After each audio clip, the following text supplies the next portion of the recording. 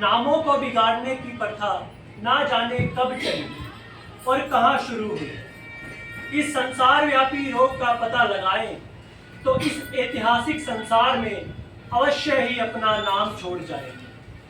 पंडित जी का नाम तो श्री विलास था, पर मित्र लोग उन्हें सिलबिल कहा करते थे। नामों का कुछ असर चरित्र पर पड़ ही जाता है। बेचारे सिलबिल सचमुच ही सिलबिल थे। दफ्तर जा रहे हैं मगर पजामे का इजार बंद नीचे लटक रहा है। सिर पर फेल्ट कैप है पर लंबी सी चुटिया पीछे झांक रही है। अचकन यूं बहुत सुंदर है, पर ना जाने उन्हें त्योहारों से क्या चिढ़ती। दिवाली के दिन तो भला मानस कौड़ी हाथ में ना लेता, और होली का दिन तो उनकी भीषण परीक्षा का दिन होता था। 3 दिन घर पर ही बैठे रहते, सारा दिन काले कपड़े पहने रहते। यार लोग टोह में रहते कि कहीं बच्चा फंस जाए, मगर अब घर में घुसकर तो फौजदारी नहीं की जाती। हाँ, एक आध बार फंसे भी, मगर धिदिया पुदिया कर बेदाग निकल गए। लेकिन अब की बार समस्या कठिन होने वाली थी। शास्त्रों के अनुसार 25 वर्ष तक ब्रह्मचर्य का पालन करने के बाद उन्होंने विवाह किया था। ब्रह्मचर्य के परिपक्व होने में जो थोड़ी बहुत कसर रही, वो होने की मुद्दत ने पूरी कर दी। यद्यपि उन्हें स्त्री से कोई शंका ना थी, पर वो औरतों के मामले में अपना पुराना दुराना ढंग ही सही समझते थे। जब बीवी को कसकर डांट दिया तो उसकी मजाल है कि रंग हाथ से छुए। पर विपत्ति ये थी कि इस बार ससुराल वाले भी होली मनाने आने वाले थे। पुरानी मसल है, बहन अंदर तो भाई सिकंदर। इन सिकंदरों से बचने का उन्हें कोई उपाय ना सूझता था। मित्र लोग तो घर पर ना घुस सकते थे, पर इन सिकंदरों को कौन रोक सकता था। स्त्री ने आंख फाड़ कर कहा, अरे भैया, क्या सचमुच घर में रंग आएगा? कैसी होली है बाबा? मैंने एक बार कह दिया ना, और बात दोहराना मुझे पसंद नहीं है। न कोई रंग लाएगा और न कोई रंग छुएगा। मुझे कपड़ों पर लाल रंग देखकर मछली आने लगती है। तो ठीक है, मेरे घर में ऐसी होली होती है। ठीक है, ना लाना रंग। वैसे भी मुझे रंग से क्या करना। निसंदेह यही साध्वी स्त्री का धर्म है। भैया, वो क्या मानेंगे? उनके लिए भी मैंने उपाय सोच रखा है, जिसे सफल बनाना तुम्हारा काम। तुम उन्हें कह देना कि मैं बीमार हूं, मैं इस कोठरी में एक चादर ओढ़कर सो जाऊंगा। तुम उन्हें कह देना इन्हें ज्वर है। हाय नौज, कैसी बातें मुंह से निकालते हो? ज्वर जाए मुद्दई की घर, यहाँ आए तो मुनन झुलस दूध नहीं पड़ेगा। तो और दूसरा उपाय क्या है? हाँ, तो इसी कोठरी में छुपे रहना। मैं उन्हें कह दूंगी उन्होंने जुलाब दिया है। अरे डॉक्टर ने उन्हें हवा में निकलने से मना किया है। ये सब है। हाँ ठीक है, फिर ये सही रहेगा। हाँ ठीक है। होली का दिन है, बाहर हाहाकार मचा हुआ है। पुराने जमाने में अबीर और गुलाल के सिवा कोई रंग न खेला जाता था, पर आजकल नीले, काले और हरे रंगों का मेल हो गया। इस संगठन से बचना आम आदमी के लिए संभव नहीं। हाँ, देवता बचे। सिलबिल के दोनों साले गली मोहल्ले के औरतों, मर्दों, बूढ़ों और बच्चों का निशाना बने हुए थे। बाहर के दीवान खाने के फर्श, दीवारें और यहाँ तक तस्वीरें भी रंग उठी थी। घर का भी यही हाल था। मोहल्ले की नंदे भला कब मानने वाली थी, पर नाला तक रंगीन हो गया था। तभी बड़े साले ने चंपा से पूछा, चंपा, चंपा,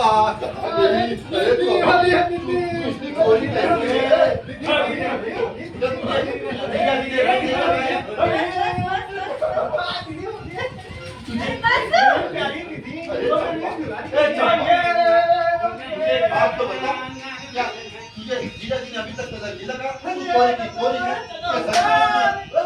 की तबीयत खराब है, इसको खाना खाने के लिए बाहर नहीं आएंगे। उनकी तबीयत खराब है, सवेरे से डॉक्टर ने उन्हें हवा में निकलने से मना किया है। ये तो बहुत बुरा अवस्था होती है। दीदी, जीजू, इतने सारे बीमार है क्या, बाहर नहीं आएंगे? हाँ। अरे जीजू देखो, ऐसे भी कौन सी बीमारी है? मैं जाकर उधर लेके आता हूँ। तुम उधर नहीं जाना। डॉक्टर ने उन्हें हवा में निकलने से मना किया है और दो रंगों में ना खेलेंगे। ए भैया, बोले सुनो छोटे, तो, क्यों ना जीजू के कपड़े के साथ होली खेला जाए? अरे बहुत मजा आएगा। बीमार नहीं होते ना। अरे नहीं, बिल्कुल नहीं, ये गलत है। ये मैं बिल्कुल बर्दाश्त नहीं करूंगी। नहीं, भाग, भाग, भाग, भाग, भाग, भाग, भाग, अरे भाग, सुनो। भाग, भाग। अरे मत करो। बड़े भाई के मन में ये बात बैठ गई। बहन बेचारी अब क्या करती? सिकंदर ने कुंजियां उसके हाथ से ली और सिलविल के सारे कपड़े निकाल निकाल कर रंग डाले। रुमाल तक ना छोड़ा। सिलविल अंदर बैठे बहुत परेशान हो रहे थे। बिल्कुल नहीं।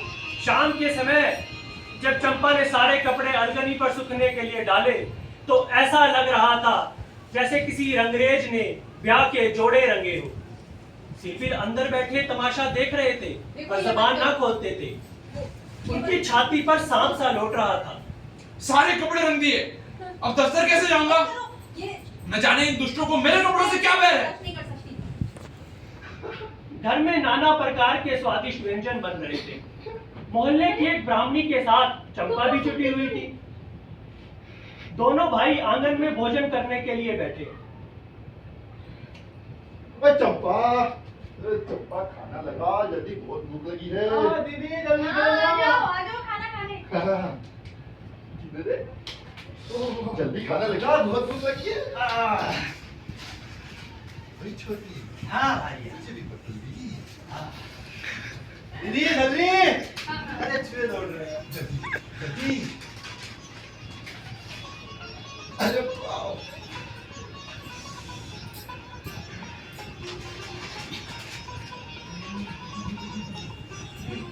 यार, तूने कौवा शुभ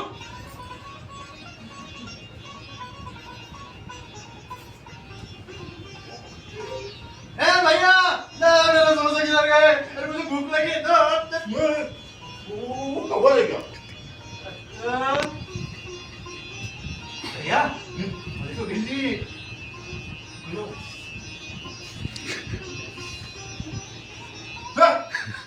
मैं पता किधर गए?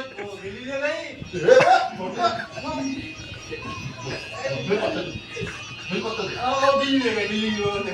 दीदी भैया कुछ और चाहिए?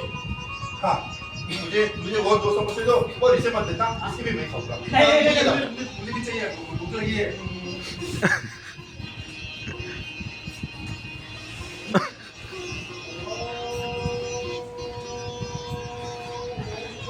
जल्दी। हाँ, हाँ।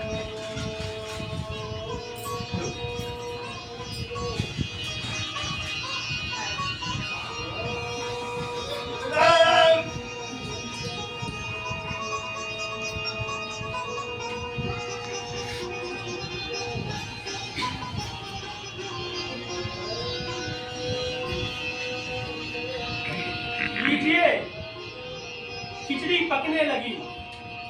इधर दोनों भाई खाना खा रहे थे और उधर सिलविल अपनी किस्मत को रो रहे थे। उन्हें इस विपत्ति का एक ही कारण मालूम होता था और वो था विवाह। विवाह ना होता तो ये चंपा क्यों आती? ये चंपा ना आती तो साले साले क्यों आते?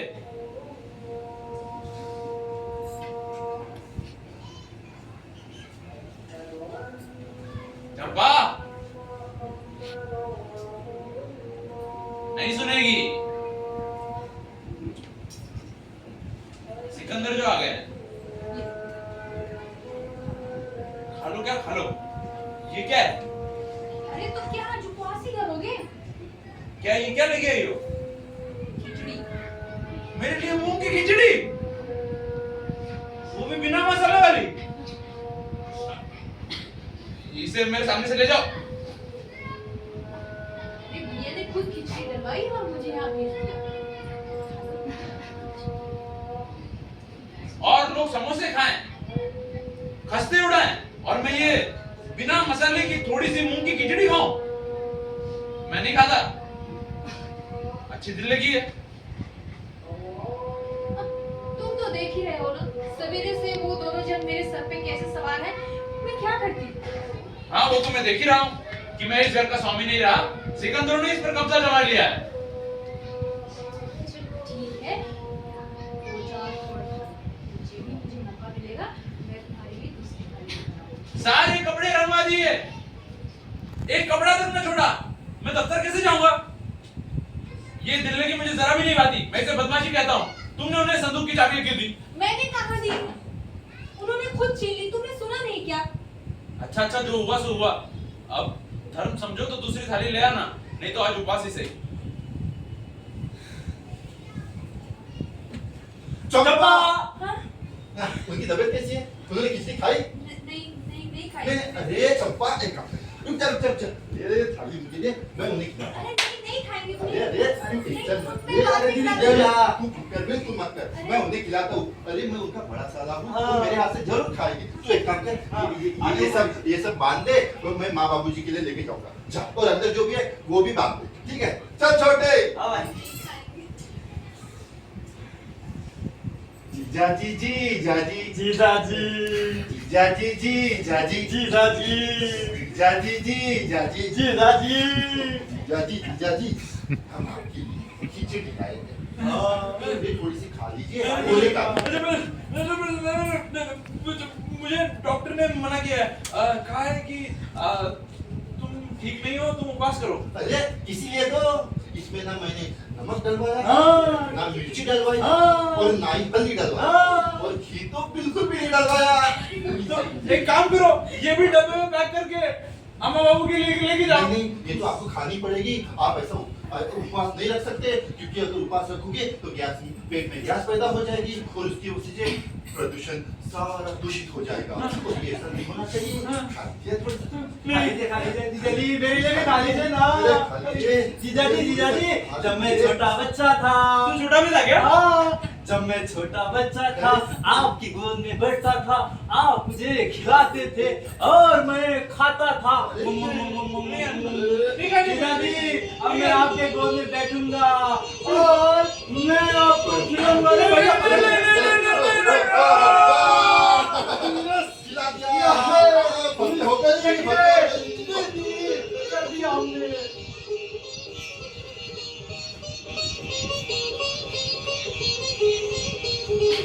ये मूंग की खिचड़ी थी कि दवाई?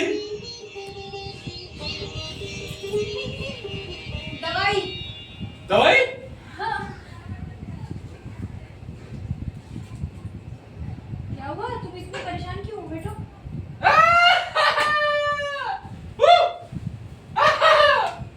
क्या कोई आया है क्या? भाइयों के सामने मेरी कौन सुनता है? अच्छा, सारा दिन उपवास करवाया, अब आ रही हो। अब तो बहुत सवेरा है, 1-2 घंटे के बाद आ जाती। तुम तो ना हार मानते हो ना जीत।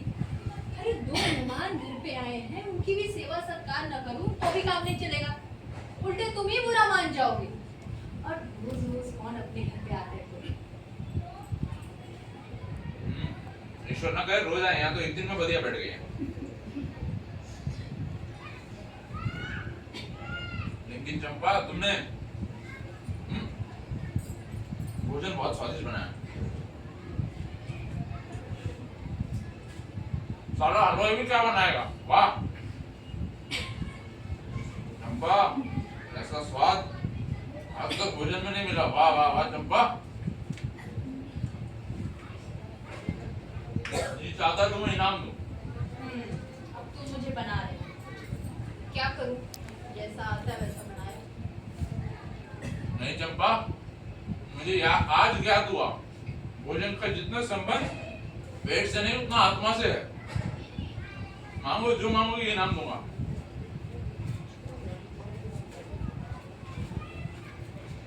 जो मांगूंगी वो दोगे? हाँ बिल्कुल। ना दो तो मेरी बात जाए।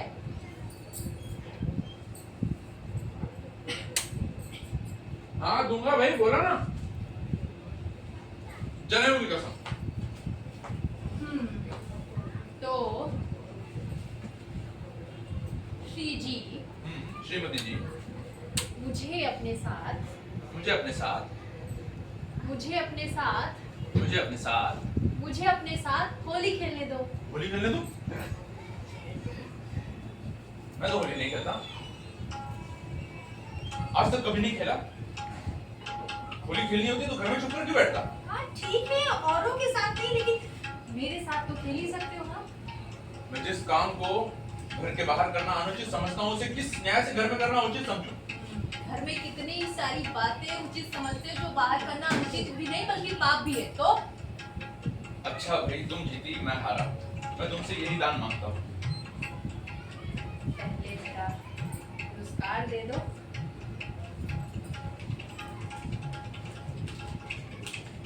फिर दान मांगना। और कोई कसर बाकी हो तो वो भी पूरी कर दो।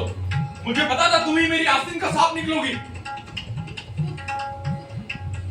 क्या तुम सच में बुरा मान गए? मैं तो समझती हूँ कि तुम यूं ही मुझे चढ़ा रहे हो। मैं बुरा नहीं माना चंपा, लेकिन तुमने मुझे उस कर्तव्य की याद दिला दी जो मैं बरसों पहले अपने कायरता के कारण भूल चुका था।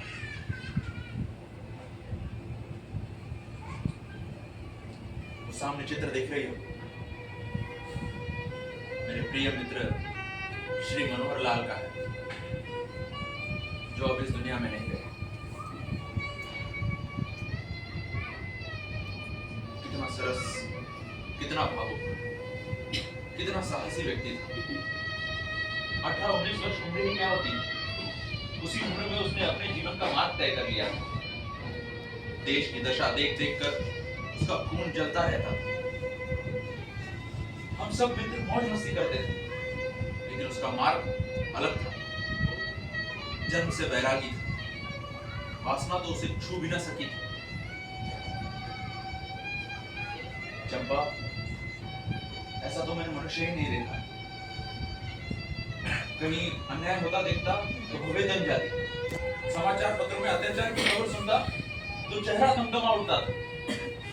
ईश्वर ने अकाली रूप से बुला लिया, नहीं तो वो मनुष्य में रत्न था। स्त्री का कोई इतना आदर क्या करेगा? स्त्री तो उसके लिए पूजा की वस्तु थी।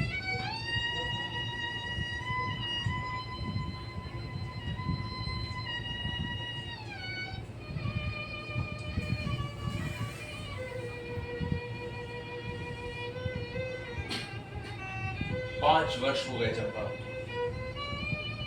यही होली का दिन था। मैं भंग के नशे में चूर, सर से पांव तक रंग में नहाया हुआ, उसे गाना सुनने के लिए बुलाने गया। मनोहरलाल, अरे सर, होली मुबारक। अच्छा हुआ तुम आ गए। मैं तुमसे ही मिलने आ रहा हूँ। हाँ कहो मनोहरलाल, कहीं जा रहे हो क्या? तुम अच्छे वक्त पे आए, तुम्हारी जरूरत है। कुछ खास काम है? हाँ, एक अनाथ बुढ़िया मर गई है, कोई उसे कंधा देने वाला नहीं। कोई किसी मित्र से मिलने गया हुआ है तो कोई नशे में टूट पड़ा हुआ है, कोई मित्रों की दावत कर रहा है तो कोई महफिल सजा कर रहा है, कोई लाश उठाने वाला नहीं। ब्राह्मण क्षत्रिय तो उस छोटी जात की औरत की लाश को उठाएंगे नहीं, क्योंकि उनका धर्म भ्रष्ट हो गया। बड़ी मुश्किल से दो कहान मिले, एक मैं, चौथे आदमी की तलाश थी जो ईश्वर ने तुम्हें भेज दिया। चलो चले। मनोहरलाल, मनोहरलाल, मनोहरलाल, मैं इस समय कैसे आ सकता हूँ? घर पर मित्र आए हुए हैं, मैं इस समय लाश लेकर नदी किनारे नहीं चल सकूंगा। घर पर मेहमान इंतजार कर रहे हैं, मुझे माफ करना पड़ेगा। अच्छी बात, तुम जाओ, मैं कोई और साथी ढूंढ दूंगा। मगर तुमसे मुझे ऐसी उम्मीद नहीं। तुमने भी वही कहा जो तुमसे पहले औरों ने कहा, कोई नई बात नहीं। अगर हम लोग अपने कर्तव्य को ना भूल गए होते तो आज ये दशा होती ही क्यों? आज ये दशा होती ही क्यों? हाँ, होली अच्छे अच्छे कपड़े पहनने, अच्छे अच्छे चीजें खाने का नाम नहीं। ये व्रत है, तप है, अपने भाइयों से प्रेम और सहानुभूति करना ही त्योहार का खास मतलब होता है। और अपने कपड़े लाल करने से पहले अपने खून को दाग करना, क्योंकि सफेद खून पर ये दाने शोभा नहीं। चलता हूँ, देर हो रही है। मनोहरलाल,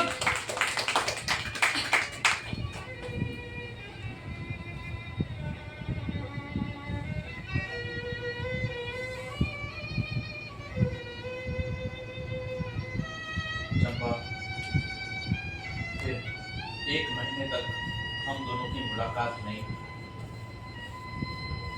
कॉलेज इम्तिहान की तैयारियों के लिए बंद था, इसलिए कॉलेज में भी मुलाकात नहीं होती थी। मुझे नहीं पता कब वो बीमार पड़ा और कब अपने घर गया। सहसा एक दिन उसने मुझे एक पत्र लिखा, हाय, जिसे आज भी पढ़ता हूं तो हृदय फट जाता है। किसी दिन तुम्हें दिखाऊंगा। उसमें लिखा था, मुझसे मिलने आ जा, अब शायद इस जन्म में मुलाकात न होगी। वो मेरठ में रहता था। दूसरी गाड़ी में आधे घंटे की कसरत में फौरन निकला।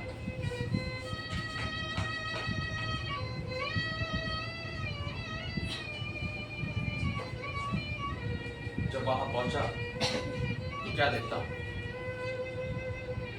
मनोहरलाल स्वर्ग से सिधार चुका है।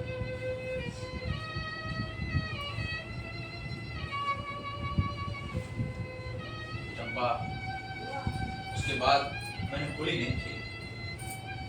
होली क्या, कोई त्योहार नहीं मनाया। ईश्वर ने शायद मुझे क्रिया की शक्ति ही न दी थी। अब कितना चाहता हूं कि कोई मुझसे काम ले। आगे नहीं चल सका, लेकिन पीछे चलने के लिए तैयार हूं। लेकिन मुझसे कोई काम लेने वाला नहीं है। आज तुमने रंग डालकर मुझे उस धिक्कार की याद दिला दी। ईश्वर मुझे ऐसी शक्ति दे कि मैं मन से ही नहीं, कर्म से भी मनोहरलाल बन सकूं।